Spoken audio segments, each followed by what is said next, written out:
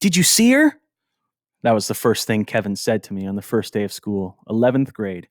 We were waiting for the bell to ring. See who? I said. Ha! He craned his neck, scanning the mob. He had witnessed something remarkable. It showed on his face. He grinned, still scanning.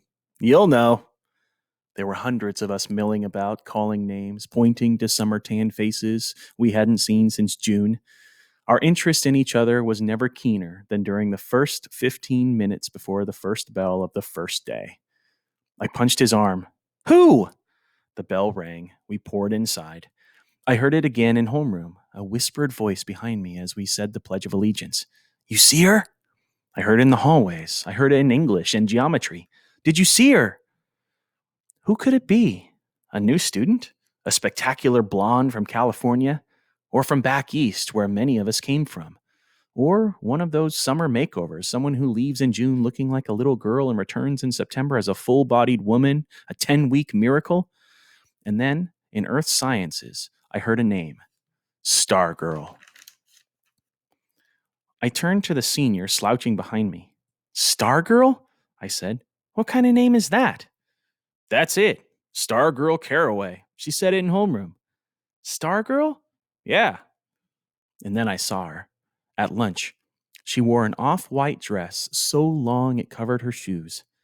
It had ruffles around the neck and cuffs and looked like could have been her great-grandmother's wedding gown. Her hair was the color of sand. It fell to her shoulders. Something was strapped across her back, but it wasn't a book bag. At first I thought it was a miniature guitar. I found out later it was a ukulele. She did not carry a lunch tray. She did carry a large canvas bag with a life-size sunflower painted on it. The lunchroom was dead silent as she walked by. She stopped at an empty table, laid down her bag, slung the instrument strap over her chair, and sat down. She pulled a sandwich from the bag and started to eat. Half the lunchroom kept staring. Half started buzzing. Kevin was grinning. What'd I tell you? I nodded. She's in 10th grade, he said. I hear she's been homeschooled till now. Maybe that explains it, I said. Her back was to us, so I couldn't see her face. No one sat with her, but at the tables next to her, kids were cramming two to a seat. She didn't seem to notice. She seemed marooned in a sea of staring, buzzing faces. Kevin was grinning again. You thinking what I'm thinking? He said. I grinned back. I nodded. Hot Seat. Hot Seat was our in-school TV show. We had started it the year before. I was producer-director. Kevin was on-camera host. Each month he interviewed a student. So far, most of them had been honor student types, athletes, model citizens, noteworthy in the usual ways, but not especially interesting. Suddenly, Kevin's eyes boggled. The girl was picking up her ukulele, and now she was strumming it, and now she was singing. Strumming away, bobbing her head and shoulders, singing, I'm looking over a four-leaf clover that I overlooked before. Stone silence all around.